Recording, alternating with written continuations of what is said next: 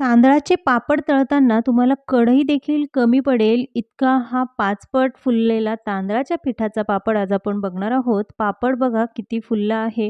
अगदी खुसखुशीत ओठाने खाता येईल इतका सुंदर हा पापड तयार होतो आणि हा पापड बनवण्याची जी पद्धत आहे ती अगदीच वेगळी आहे. या पद्धतीने जर तुम्ही पापड बनवले तर घरचं तुमचं कौतुक केल्याशिवाय मात्र राहणारच नाही. खुसखुशीत तांदळाच्या पिठाचे पापड 1 किलोच्या प्रमाणामध्ये कसे बनवायचे आणि ती बनवण्याची पद्धत अगदीच वेगळी आहे. YouTubeवर तुम्हाला पहिल्यांदाच ही पद्धत बघायला मिळेल. या पद्धतीने एकदा पापड बनवून बघा, तुमचा वेळ नक्कीच वाचेल. असे हे खुसखुशीत तांदळाच्या पिठाचे पापड हातात देखील मावणार नाही इतके फुलतात. तांदळाच्या पिठाचे खिचिया पापड बनवताना खिसी घ्यावी लागते. त्यानंतर पीठ वाफवावं लागतं. यामध्ये बराच वेळ जातो आणि कळत नाही पीठ किती वेळ वाफवायचं, खिसी कशी घ्यायची. पण या सोप्या पद्धतीने तुम्ही 1 किलो काय 10 किलो पापड सहज बनवू शकता. नवशिके देखील अगदी सहज पापड बनवतील इतकी साधी सोपी ही पद्धत आहे. या पापडांपासूनच मुलांच्या छोट्या भुकेसाठी छान असा मसाला पापडही अगदी 2 मिनिटात तयार होतो. मग असा हा मसाला पापड आणि त्यासोबत पापडाची रेसिपी नक्की ट्राय करा. चला बघूया आजची ही रेसिपी. पण त्याआधी तुम्ही जर चॅनलवर नवीन असाल तर चॅनलला सबस्क्राईब मात्र जरूर करा. तांदळाच्या पिठाचे खिचिया पापड बनवण्यासाठी 1 किलो तांदळाचं पीठ घेतलं आहे. तांदळाचं पीठ कसं बनवायचं तर कोणताही जाड तांदूळ घ्या. 2 ते 3 वेळा पाण्याने स्वच्छ धुवून घ्यायचा. तांदूळ भिजवायचा नाही. धुतलेला तांदूळ सुकवून त्यानंतर तो गिरणीवरनं दळून आणायचा. म्हणजे तांदळाचं पीठ तयार होतं किंवा मग विकतचं पीठही वापरू शकता. जे काही पीठ घेता ते मोजून घ्या. त्यामुळे पाण्याचं प्रमाण योग्य घेता येईल. यामध्ये अर्धा चमचा जिरे आणि 1 चमचा तीळ घालून घेऊ. जिरे थोडेसे कमी यासाठी घालायचे कारण बरेच वेळा पापड लाटताना ते मध्ये चिरतात. त्यासाठी जिरे थोडेसे कमी घालायचे. यामध्ये तुम्हाला हवं तर हिरवी मिरचीची पेस्ट किंवा चिली फ्लेक्सही वापरू शकता. पण मी फक्त तीळ आणि जिरे वापरले. तर पाणी घ्यायचं आहे. जेवढं पीठ घेतलं तेवढंच पाणी घ्यायचं. यासाठीच तुम्ही 10 किलोचे जरी पापड बनवणार असाल तर ते पीठ मोजून घ्या. म्हणजे तुम्हाला पाणी व्यवस्थित घेता येईल. या पाण्यामध्ये पापड खार घालून घेऊ. टेबलस्पूननी हा पापड खार तुम्हाला मोजून दाखवते. तुमच्याकडे जर टेबलस्पून नसेल तर असा साधा चमचा जो रोजच्या जेवणासाठी वापरता त्या चमच्याने पापडखार मोजून घाला. 2 चमचे पापडखार घालायचा आहे. ग्राममध्ये बघाल तर 20 ग्राम पापडखार आहे. यामध्येच मीठही घालायचं. तर टेबलस्पूननेच मीठ मोजून घ्या. मीठ घालायचं आहे अगदी 40 ते 45 ग्राम मीठ 1 किलो पापडासाठी लागतं. टेबलस्पूननी घेतलं तर 3.5 टेबलस्पून मीठ यामध्ये घालायचं. चमच्याने देखील तेवढंच मीठ मोजून घ्या. 1 किलो पिठासाठी 20 ग्राम पापड खार आणि 45 ग्राम मीठ घालून घ्यायचं. मीठ थोडंसं कमी झालं तर चालेल, पण जास्त जर झालं तर तुमचा वाळवणीचा हा पदार्थ खायला चांगला लागणार नाही. पीठ मळण्यासाठी जे पाणी वापरलं ते मात्र आपण रोजच्या स्वयंपाकासाठी जे साधं पाणी वापरतो तेच पाणी आहे. गरम किंवा कोमट पाणी वापरलेलं नाही. हे पाणी आपण थोडं-थोडं करून पिठामध्ये घालून घेऊ आणि पीठ व्यवस्थित भिजवून घेऊया. पाणी, मीठ, पापड खार यांचं प्रमाण जर योग्य असेल तर तुमचे पापड हे 100% परफेक्ट होणार. यासाठीच जे काही प्रमाण सांगितलं आहे त्या प्रमाणामध्ये सगळं साहित्य व्यवस्थित मोजून पिठामध्ये घाला. आता आपण हे सगळं पाणी पिठामध्ये घालून घेतलं. पीठ बघाल तर अगदी पातळ झालं आहे. तुम्ही म्हणाल या पिठाचे पापड नक्की होतील की नाही, की पीठ वाया जाईल? पण व्हिडिओ शेवटपर्यंत बघा. मस्त खुसखुशीत पापड तयार होतात. आता जरी ते पीठ पातळ वाटत असेल, पण जेव्हा आपण हे पीठ शिजवून घेतो, तेव्हा अगदी परफेक्ट हे पीठ तयार होतं. जेवढं पाणी आपण मोजून घेतलं होतं, तेवढं सगळं पाणी पिठामध्ये घालून घेतलं आणि पीठ बघा, तर भजी बनवण्यासाठी आपण जसं पीठ भिजवतो, तसं हे पीठ तयार झालं आहे. आता पीठ आपल्याला शिजवायचं आहे, तर त्यासाठी मी वापरलं आहे कुकर. कुकरच्या डब्यामध्ये हे पीठ घालून घेऊया.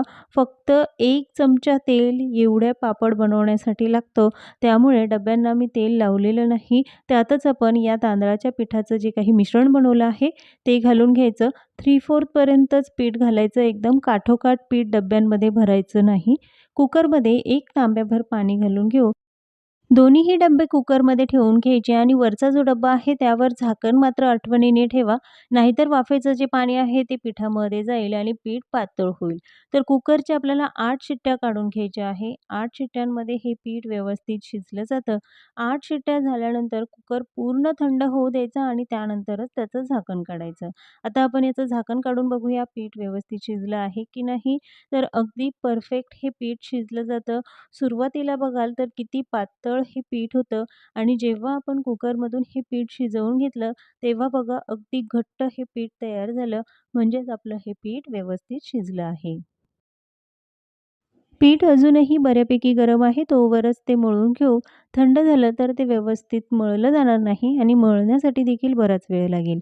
यासाठी कुकरमधून पीठ काढून घेऊ. तर इथे मी फक्त एकच डब्बा घेतला आहे. दुसरा डब्बा मात्र झाकून ठेवायचा म्हणजे पीठ गरमच राहील. कारण थोडं-थोडं करून जर पीठ तुम्ही मळाल तर पीठ व्यवस्थित मळलं जाईल.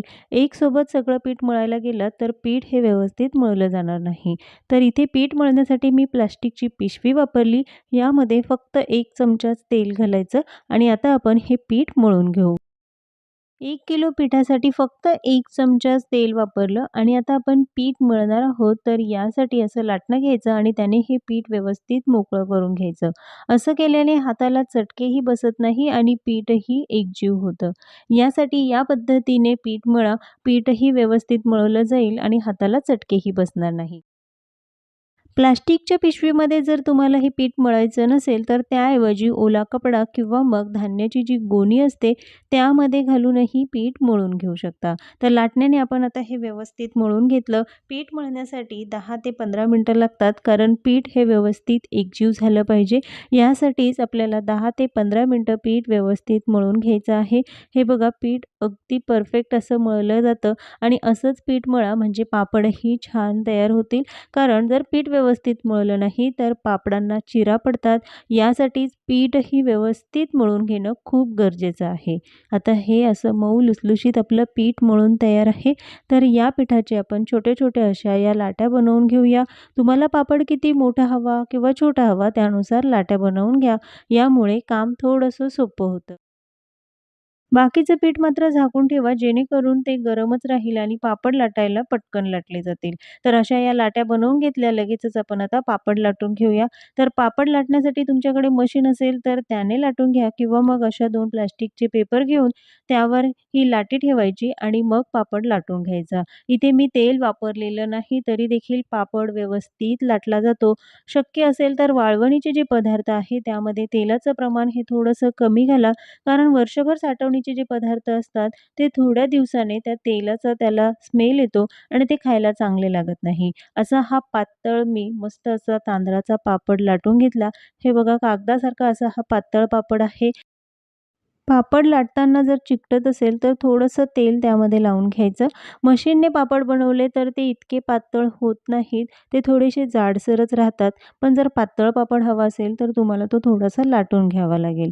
1 किलोच्या पिठामध्ये मोठ्या आकारात बनवले तर 250 ते 300 पापड तयार होतात आणि छोटे पापड बनवणार असाल, तर 400 पर्यंत पापड तयार होतात. एकाच दिवसामध्ये पंख्याच्या हवेखाली छान हे पापड सुकतात. तर दुसऱ्या दिवशी मी उन्हामध्ये पापड सुकवून घेतले.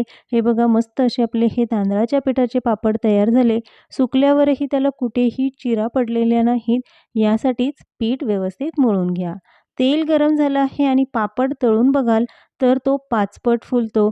कढईभर फुलणारा हा तांदळाच्या पिठाचा पापड आहे ना, एकदम सोपी अशी ही रेसिपी.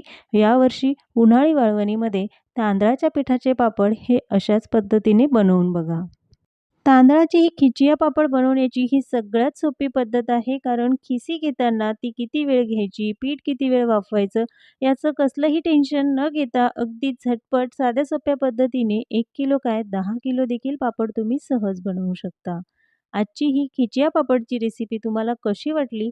कमेंट्समध्ये मात्र नक्की सांगा. पुन्हा भेटूया एका नवीन रेसिपीसोबत.